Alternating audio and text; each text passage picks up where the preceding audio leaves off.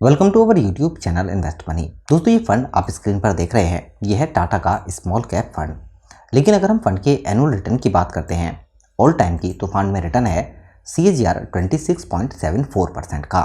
जबकि अगर हम सिर्फ एक साल की बात करें तो रिटर्न है 40%। लेकिन यहाँ पर हम इस फंड की बात नहीं कर रहे। हम दोस्तों बात करेंगे ये कि अगर आप इस फंड के अंदर पैसा निवेश करते हैं या फिर इस फंड की जो टॉप होल्डिंग है, टॉप 5 होल्डिंग, उसके अंदर पैसे को निवेश करते हैं, तो यहाँ पर आपके पैसे पर रिस्क कहाँ पर ज़्यादा होगा और प्रॉफिट आपको कहाँ पर ज़्यादा मिलेगा। क्योंकि आप जानते हैं ये प्लान है टाटा स्मॉल कैप फंड। इसकी टॉप 5 जो होल्डिंग है उसके अंदर इस फंड का टोटल 20% पैसा यूज़ किया गया है, जबकि टॉप 20 होल्डिंग की बात करें तो करीब 60%। लेकिन हम सिर्फ टॉप 5 होल्डिंग की बात करते हैं। इसमें कौन कौन से स्टॉक हैं पहले हम वो चेक करते हैं। इसमें दोस्तों टॉप होल्डिंग में BASF इंडिया, कोइस कॉर्प, IDFC, गुजरात पीपा पोर्ट और नेटवेब टेक्नोलॉजी, ये 5 होल्डिंग है। इसके अंदर सबसे ज्यादा पैसा निवेश किया गया है। इसमें अगर हम पहले स्टॉक की बात करें यानी BASF इंडिया की, तो आप देखेंगे कि इस फंड के ऑल टाइम का कितना रिटर्न है, 2421% का। लेकिन दोस्तों ये फ्लैट रिटर्न है, जबकि वहां पर हम देख रहे थे फंड का वो कंपाउंड रिटर्न था। अगर हम 5 साल की बात करें तो 123% का रिटर्न है, जबकि 3 साल में रिटर्न है 65%। जबकि दोस्तों अगर आप देखेंगे कि यहाँ पर स्टॉक का जो प्राइस है 2013 में वो लगभग कितना था, 681 रुपये के आसपास। लेकिन अभी जो प्राइस है वो है 3337 रुपये का। इसके अलावा इस स्टॉक ने यहाँ पर आपको बोनस, डिविडेंड और डिविडेंड पे आउट भी दिया है। इससे क्या है कि यहाँ पर आपके पैसे पर ज़्यादा रिटर्न मिला है म्यूचुअल फंड के मुकाबले। अगर हम सेकंड स्टॉक की बात करें कोइस कॉर्प, यहाँ पर रिटर्न है ऑल टाइम का 4.8%, जबकि लास्ट 5 ईयर का रिटर्न नेगेटिव में है 30%, और यहाँ पर लास्ट 3 ईयर का रिटर्न है 24%, और एक साल में भी करीब 45% का रिटर्न है। यानी कि अगर आप टाटा स्मॉल कैप फंड में पैसे निवेश करते लमसम या फिर SIP के थ्रू, आपके पैसे को इस स्टॉक के अंदर भी निवेश किया जाता, तो इससे क्या है कि आप देख सकते हैं कि जिस स्टॉक के अंदर पहले से करेक्शन है उसके अंदर भी आपके पैसे को निवेश किया जाएगा। लेकिन अगर आप खुद का पोर्टफोलियो बनाते हैं तो उसमें निवेश करते हैं, तो आप देखेंगे कि जो स्टॉक लगातार 5 साल से नेगेटिव रिटर्न दे रहा है तो उसके अंदर आप क्यों ही पैसे को निवेश करेंगे। इसी तरह तीसरा स्टॉक था इस पोर्टफोलियो में IDFC। इसका रिटर्न ऑल टाइम में 295%, लास्ट 5 ईयर में 133% और लास्ट 3 ईयर में 130% का रिटर्न। लेकिन यहाँ पर भी इस स्टॉक के अंदर करेक्शन आए हैं। फोर्थ स्टॉक था दोस्तों गुजरात पीपा पोर्ट। इस स्टॉक का ऑल टाइम का रिटर्न है 278%, लास्ट 5 ईयर में स्टॉक का रिटर्न 113% और लास्ट 3 ईयर में रिटर्न है 116%।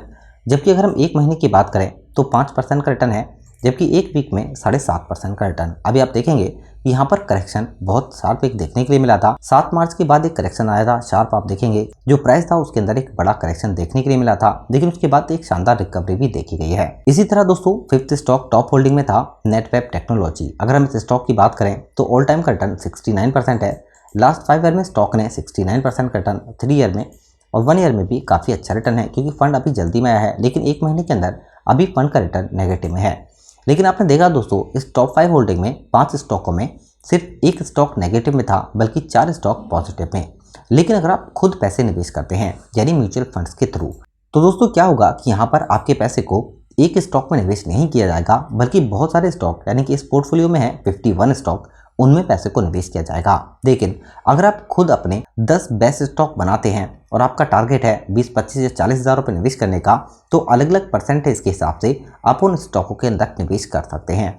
लेकिन इस पर आपको प्रॉफिट तो काफ़ी ज़्यादा मिलेगा म्यूचुअल फंड्स के मुकाबले, और आपकी पूरी होल्डिंग भी आपके पास होगी, तब आप जब चाहें उस पैसे को निकाल सकते हैं। यहाँ पर आपको कोई एग्जिट लॉस चार्ज भी नहीं देना होगा। इसके अलावा एक्सपेंस रेशियो जो यहाँ पर म्यूचुअल फंड्स में होता है वो भी आपको नहीं देना होगा, क्योंकि एक टाइम जो आप ब्रोकरेज चार्ज देंगे सिर्फ वही आपको देना होगा। लेकिन अब बात आती है सबसे ज़्यादा रिस्क की।